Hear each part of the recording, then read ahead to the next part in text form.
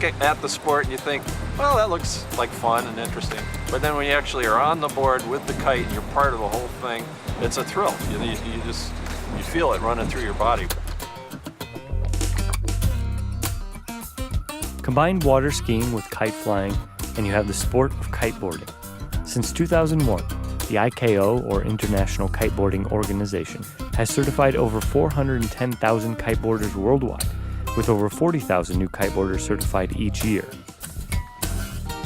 With Iowa being ranked as the 10th windiest state, you would expect to see a lot of participation in the sport. But it turns out that the best conditions for kiteboarding don't usually occur during warm summer days. A gusty, drizzly, cloudy day isn't everybody's idea of an opportunity to have fun, but it turns out to be a perfect day for these kiteboarders. Well, it's kind of gusty conditions right now. It's a meter's saying kind of 15 to 17, 15 to 20, and it's supposed to be gusting, between 30 and 45. So it's a little difficult conditions because there's such a range in the wind. The best conditions for kiteboarding in Iowa are in the spring and fall, when air and water temperatures demand the use of wet or dry suits.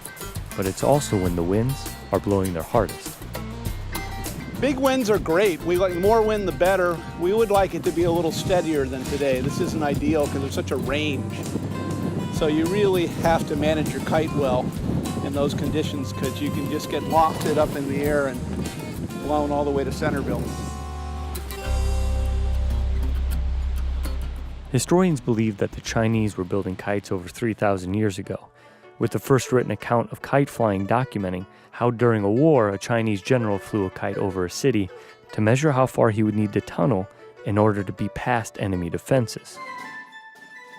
The most famous kite flyer would have to be Benjamin Franklin, who flew a kite in 1752 during a thunderstorm to prove lightning was electricity. Since he managed to avoid electrocution, Franklin also proved that he was very lucky.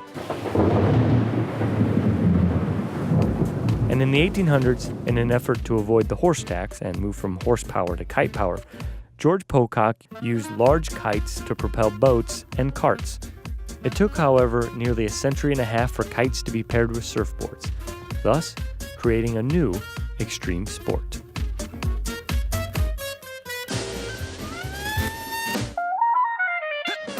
Very addictive. It's such a sensation.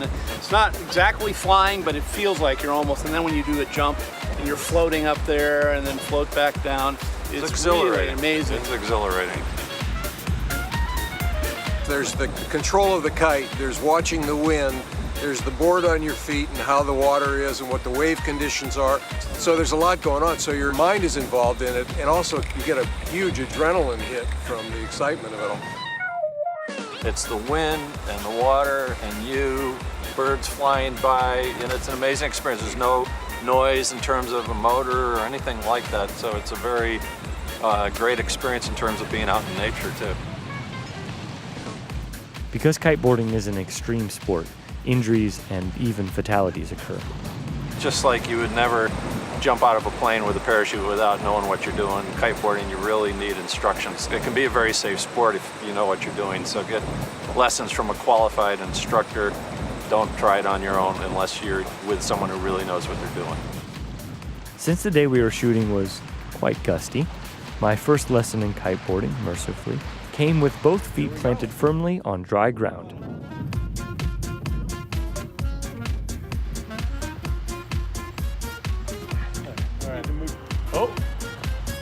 Oh, we're tangled. All right, here we go. We've emphasized the importance of lessons and safety, but it isn't actually that hard a sport to learn. Once you get the essential elements of it down, the progress is very quick. It's essential to get the safety elements and the basic part of skill of flying the kite and riding the board down, but once you've got that, you can make very quick progress.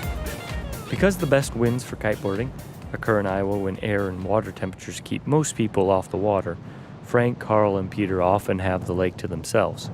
They aren't selfish, however, and would like to see more people in Iowa take part in the sport they love. We always have Rathbun pretty much to ourselves from, you know, Labor Day to Memorial Day. There's nobody here. So we get to see all the wildlife, the geese and the Iowa pelicans. It's really beautiful being out here. Yeah, I mean, this is 11,500 acres of water, give or take. And here we are. There's 3 of us. That's the extent of it. You're saying there's room for some more. There's a little bit of room. Yeah, we're not overcrowded yet. We can take a few. 2. Yeah, right. After that, it's too crowded.